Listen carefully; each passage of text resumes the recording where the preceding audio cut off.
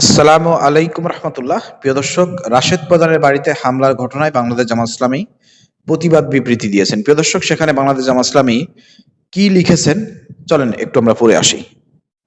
পুলিশের উপস্থিতিতে ইঞ্জিনিয়ার রাশেদ প্রধানের বাসায় একদল সন্ত্রাসীর মব সৃষ্টি হামলার ঘটনায় তীব্র নিন্দা এবং প্রতিবাদ।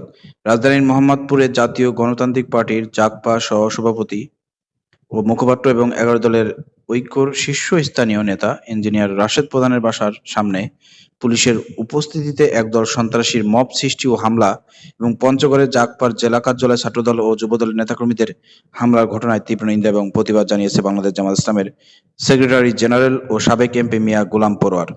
আজ ১৭ এপ্রিল জুম্মার তিনি এই বিবৃতি দিয়েছেন। বিবৃতিতে মিয়া গোলাম পরোয়ার বলেন, ২৪শে ছাত্র জনতার অভ্যুত্থানের পর ফ্যাসিবাদ বিরোধী আন্দোলনের অগ্রভাগে থাকা একটি রাজনৈতিক দলের শীর্ষ পর্যায়ের নেতার জেলা পর্যায়ের অফিসে হামলা ও বাসার সামনে আজ সকালে একদল সন্ত্রাসীর মব সৃষ্টি ও হামলার ঘটনায় বিএনপি সরকারের ভূমিকা প্রশ্নবিদ্ধ হয়েছে।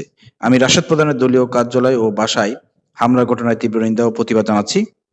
একই সঙ্গে তদন্তপূর্বক ঘটনা দুটির সঙ্গে জড়িত সন্ত্রাসীদের চিহ্নিত করে আইনের আওতায় এনে শাস্তি দাবি করছে এবং রাশেদ প্রধানের বাসা, রাজনৈতিক কার্যালয় ও তার ব্যক্তিগত নিরাপত্তা দাবি করছি। আমি দেশের বিরোধী রাজনৈতিক দলের নেতাকর্মী ও সাধারণ নাগরিকদের নিরাপত্তা নিশ্চিত সহ সামগ্রিক আইন শৃঙ্খলা পরিস্থিতি উন্নয়নে পদক্ষেপ নেওয়ার আহ্বান জানাচ্ছি। প্রিয় দর্শক, আপনারা শুনলেন এখানে বিস্তারিত ঘটনার বর্ণনা দিয়ে বাংলাদেশ জামাত ইসলামী তাদের জোট সঙ্গী রাশেদ প্রধানের বাড়িতে হামলা ঘটনায় এবং তার পিএসকে গ্রেপ্তারের ঘটনায় প্রতিবাদ জানিয়েছে। দেখেন, রাশেদ প্রধান যে বক্তব্যটি দিয়েছে আপনারা অলরেডি সবাই দেখেছেন, যে তিনি তারেক রহমানকে কুলাঙ্গার শব্দ বলে, এবং তিনি বলেছিলেন যে আপনারা শুনেছেন বক্তব্যটি। চলেন তারপর বক্তব্য আপনাদেরকে একটু দেখা নিয়ে আসি। আমার মনে হয় ওনার চেষ্টা করা উচিত দেশনেত্রী বেগম খালেদা জিয়াকে জীবিত করা যায় কিনা, কারণ আমি নিশ্চিত দেশনেত্রী বেগম খালেদা জিয়া যদি কবর থেকেও দেশ আরেকবার দাঁড়াতে পারে, উনি এই ৭২-এর মুজিববাদী সংবিধানকে ছুড়ে মারবেন, সাথে সাথে তার কুলাঙ্গার পুত্র বাংলাদেশের মানুষের সাথে বেইমানি করা জনাব তারেক রহমানকে ছুড়ে দেবেন। প্রিয় দর্শক, আপনার বক্তব্য শুনেন। আমি এই ধরনের বক্তব্য কখনো আমার কাছে অ্যাকসেপ্টেবল না, কারণ তিনি এখানে অবশ্যই সীমা লঙ্ঘন করেছেন, কারণ কুলাঙ্গার শব্দটা ইউজ করা উচিত হয় নাই। তিনি জুলাই সনদ মানেন না, ভালো কথা, সেটা নিয়ে সমালোচনা হতে পারে, কিন্তু এভাবে কুলাঙ্গার সন্তান বলা, খালেদা জিয়ার কুলাঙ্গার সন্তান, এটা কিন্তু আসলে মানানসই না। এটা কখনো আমরা অ্যাকসেপ্ট আমাদের কাছে না, জামাতের জন্য এটা বিব্রতকর। যেহেতু জোট সঙ্গীতে রাশেদ প্রধান রয়েছে, এই জন্য তার বাড়িতে হামলা ভাঙচুর করার কারণে প্রিয় দর্শক এটা জামাত ইসলাম প্রতিবাদ করেছে। হ্যাঁ, তার বিরুদ্ধে আইনের ব্যবস্থা গ্রহণ করেন, কিন্তু আপনারা মব তৈরি করবেন। সরকার বলেছিল যে মব হবে না, কিন্তু আপনাদের লোকজনই রাশেদ প্রধানের বাড়িতে গিয়ে মব তৈরি করলো, তার পিএসকে মারধর করলো, আবার তার পিএসকে গ্রেপ্তার করাইলো পুলিশ প্রশাসনের সামনে। পুলিশ প্রশাসন অবস্থানকালীন পুলিশ প্রশাসনের সহযোগিতায় সেখানে ছাত্রদল, যুবদলের লোকজন, সন্ত্রাসীরা মব তৈরি করেছে। তার মানে বুঝতেই পারতেছেন এটা সর্বোচ্চ রাষ্ট্রীয়ভাবে মব তৈরি করা হয়েছে, এবং এখানে ইঙ্গিত রয়েছে, বিএনপির ইঙ্গিত রয়েছে এবং সর্বোচ্চ রাষ্ট্রীয় পুলিশ প্রশাসনের ইঙ্গিত রয়েছে। সেখানে মবকারীদেরকে গ্রেপ্তার না করে, তাদেরকে সরিয়ে না দিয়ে রাশেদ প্রধানের পিএসকে গ্রেপ্তার করা হয়। তার মানে কি, এ থেকে বোঝা যাচ্ছে যে এটা রাষ্ট্রীয় মব তৈরি হয়েছে এবং এটার পিছনে বিএনপির হাত রয়েছে, বিএনপি সরকারের হাত রয়েছে। এর জন্য জামাত ইসলাম এটার প্রতিবাদ করেছে। আপনি আইনানুগ ব্যবস্থা গ্রহণ করেন, কোনো সমস্যা নাই, এটা রাশেদ প্রধান আইনানুগভাবে এটার মোকাবেলা করবে, কিন্তু এভাবে তো মব তৈরি করতে পারেন না। স্বরাষ্ট্রমন্ত্রী বলেছিল যে কোনো মব হবে না, তো মব তো আপনাদের সরকারের দল লোকজনই করলো, তো ব্যবস্থা গ্রহণ করেন, আমরা দেখি কথা দিয়ে কথা রাখেন। তা কিন্তু রাখবেন না, কারণ আপনারা যেটা করবেন সেটা মব না, অন্যরা করলে মব। ঠিক আছে, মানে নিজের বেলায় ১৬ আনা, অন্যের বেলায় ১ আনা।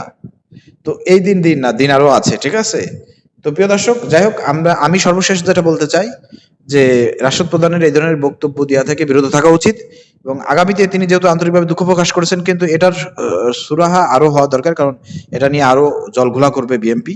কারণ বিএনপি এখন ইস্যুর উপর ইস্যু ধামাচাপা দেওয়ার জন্য হয়তো তারা এই ইস্যুকে ইউজ করবে। সারা বাংলাদেশে আন্দোলন হতে পারে রাশেদ প্রধানের বিরুদ্ধে, ঝাড়ু মিছিল, বিভিন্নভাবে বিভিন্ন কিছু হবে আরো হয়তো সামনে। তো সেই ক্ষেত্রে রাশেদ প্রধানের উচিত তিনি একটা ভিডিও বার্তার মধ্যে দিয়ে বিষয়টা স্পষ্ট এবং নিঃস্বার্থ ক্ষমা চাওয়া দরকার, এবং নেক্সট এই ধরনের বক্তব্য দেবেন না, এই ধরনের প্রতিশ্রুতি দেওয়া উচিত। তাহলে এটার সমস্যার সমাধান হতে পারে, না হলে কিন্তু এটা আরো সামনে এগোতে পারে।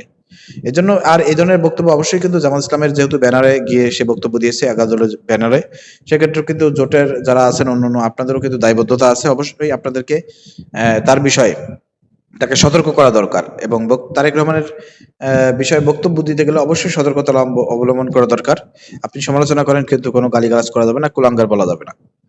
এটা কিন্তু জামাতের জন্য বিব্রতকর। আমরা যারা আছি, জামাত ইসলামের নেতাকর্মী যারা আছি, অবশ্যই রাশেদ প্রধানের পক্ষের লোক আমরা। কিন্তু দেখেন তিনি ভুল করেছেন, ভুলের কিন্তু আমাদের খেসারত দিতে হচ্ছে। আমরা কিন্তু ভুল স্বীকার করেছি যে না তিনি ভুল করেছেন, তার ক্ষমা চাওয়া উচিত।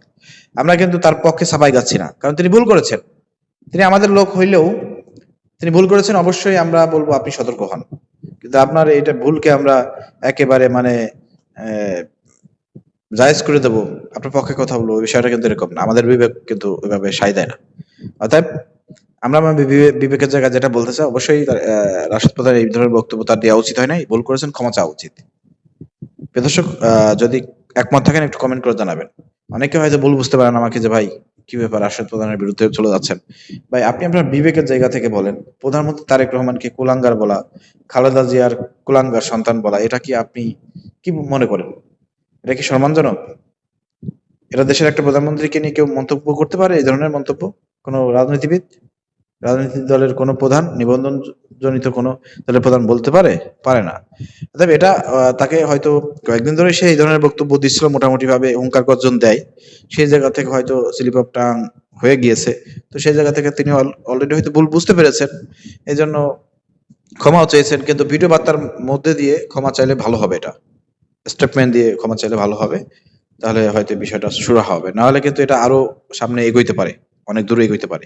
ঠিক আছে, তো আশা করি বুঝতে পেরেছেন। আশা করি যে রাশেদ প্রধানের শুভবুদ্ধির উদয় হবে এবং তিনি শীঘ্রই এই সমস্যার সমাধান করবেন। ধন্যবাদ। আসসালামু আলাইকুম।